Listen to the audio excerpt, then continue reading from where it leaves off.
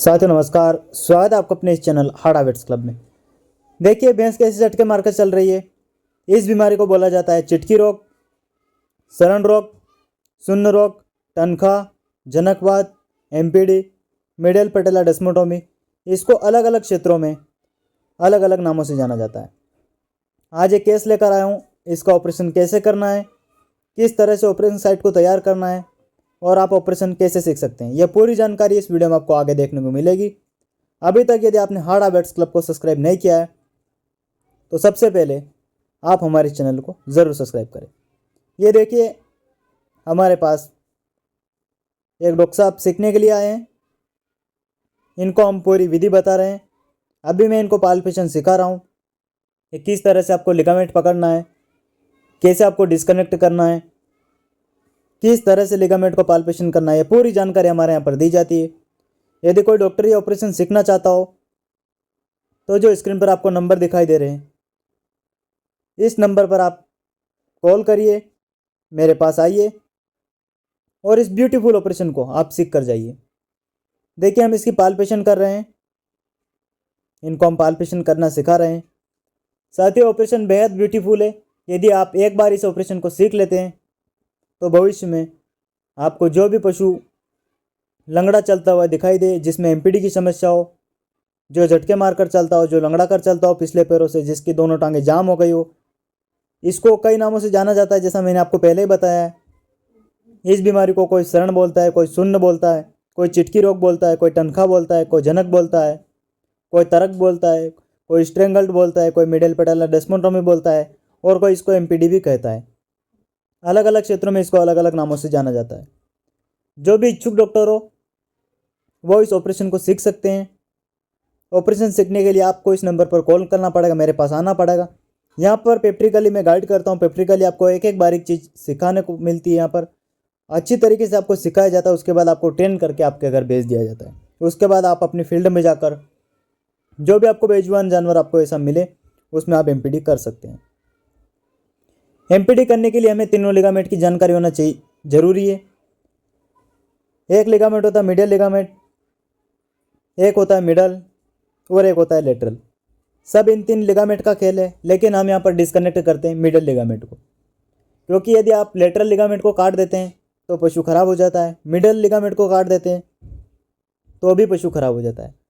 हमें केवल medial ligament को काटना है। यदि आप पाल्पेशन करना सीख गए हैं, एमपीडी करना आपको आ गई है, तो आप मीडियल लिगामेंट को ही काटेंगे। ये वीडियो देखकर कोई भी डॉक्टर घर पे ट्राई ना करे, अन्यथा आपके द्वारा किसी पशु की ज़िंदगी बेकार हो सकती है। क्योंकि यह ऑपरेशन वही व्यक्ति कर सकता है, वही डॉक्टर कर सकता है जिसने इस ऑपरेशन की ट्रेनिंग ली हो, जिसने इस ऑपरेशन को सीखा हो। ऑपरेशन को करने के लिए सबसे पहले हम पशु को जाइलाजिन देते हैं ताकि हमें ऑपरेशन करने में कोई भी समस्या ना हो।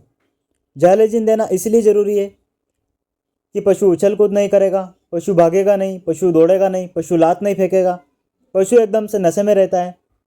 तो जाइलाजिन देने का तरीका है, आप उसको ईयर वेन में दीजिए। कई सारे डॉक्टर बोलते हैं कि हम जाइलाजिन कहाँ पर लगाएं, तो साथियों जाइलाजिन आपको हमेशा ईयर वेन में लगाना है। यदि आप जुगलर वेन में लगाते हैं, स्पीड से आप जाइलाजिन दे देते हैं जुगलर वेन में, और पशु आपका नशे में नहीं होता है। पशु को नशा तब आएगा जब आप उसको धीरे धीरे जाइलाजिन ईयर वेन में देंगे।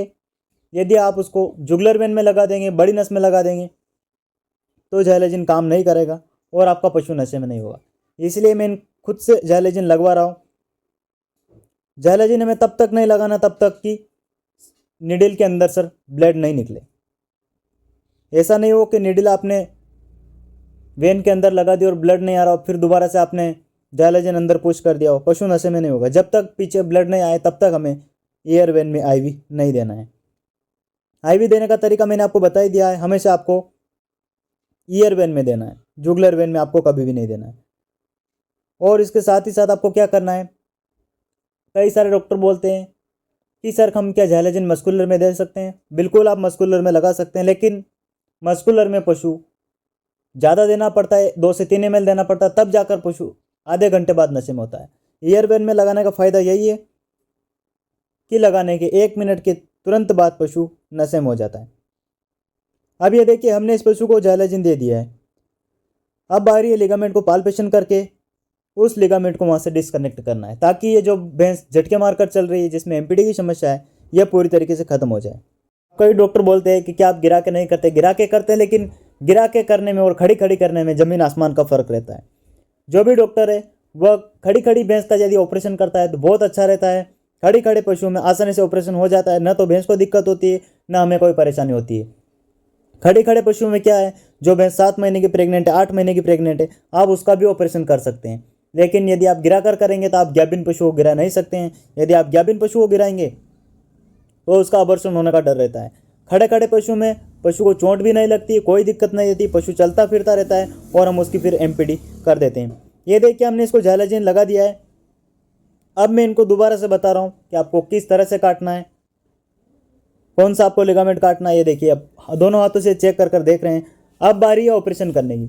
ऑपरेशन करने से पहले उस साइड को थोड़ा पानी से धो लेना है ताकि कोई भी इन्फेक्शन अंदर ना फैले। ये देखिए डॉक्टर साहब हमारे यहाँ पर सीखना है। अब मैं इनको पूरी एमपीडी की मैंने इनको विधि बता दी। अब मैं इनके हाथ से कट करवा रहा हूँ। कोई भी घर पर ट्राई ना करे। यदि कोई भी व्यक्ति सीखना चाहता हो, कोई डॉक्टर सीखना चाहता हो, वो हमारे पास आइए, इस ऑपरेशन को सीख के जाइए। ये देखिए इनके हाथ में 11 नंबर की ब्लेड मैंने थमा दी है। अब ये खुद से ऑपरेशन करेंगे। मैं इनको दिखा रहा हूँ कैसे काटना है, कितना डिप्रेशन लगाना है, किस गड्ढे में आपको ब्लेड लगानी, किस तरह से ऑपरेशन करना है, कितना हमें काटना है। ये देखिए मैं इनको सिखा रहा हूँ। अब मैं ये देखिए अब इन्होंने इधर का लिगामेंट काट दिया। ये देखिए एक बूंद भी खून नहीं निकलता है। इस ऑपरेशन की ब्यूटी यही है कि इसमें बिल्कुल भी खून नहीं निकलेगा, पशु खड़ा रहेगा, कुछ भी दिक्कत नहीं होगी और पशु को पता भी नहीं चलेगा और उसका ऑपरेशन सक्सेसफुल हो जाएगा। एक पैर का हमने ऑपरेशन कर दिया है। अब बारी है सेकंड वाले पैर की। ये देखिए मैं इनको सेकंड वाले पैर में बता रहा हूँ। ये देखिए सेकंड वाले पैर का भी मैंने ऑपरेशन इनसे करवा दिया है। और अब देखिए जो भैंस पहले झटके मारकर चल रही थी, अपने पैर को घसीटते हुए चल रही थी, वह पशु एकदम से ठीक है। ऐसे जादू इसमें ब्यूटीफुल रिजल्ट हमें देखने को मिलती। तुरंत 2 मिनट के अंदर ही ऑपरेशन हो जाता है। यदि आप कोई भी डॉक्टर ऑपरेशन सीखना चाहते हो तो मेरे इस नंबर पर आप कॉल करिए, ज़रूर आप इस ऑपरेशन को सीखिए। देखिए जो भैंस पहले झटके मारकर चल रही थी, अब वह भैंस पूरी तरीके से ठीक है, अपने पैरों को सही रखकर चल रही है, अब कोई दिक्कत नहीं। हालांकि ये नशे में जरूर है। झाइलाजिन देने के बाद पशु नशे में हो जाता है और नशे में होने के बाद अब यहाँ से आगे नहीं बढ़ पा रही है। अब यह भैंस बस यहीं पर बैठ गई। ये देखिए बिल्कुल नहीं चलेगी। सीखना हो तो कॉल जरूर करें। धन्यवाद।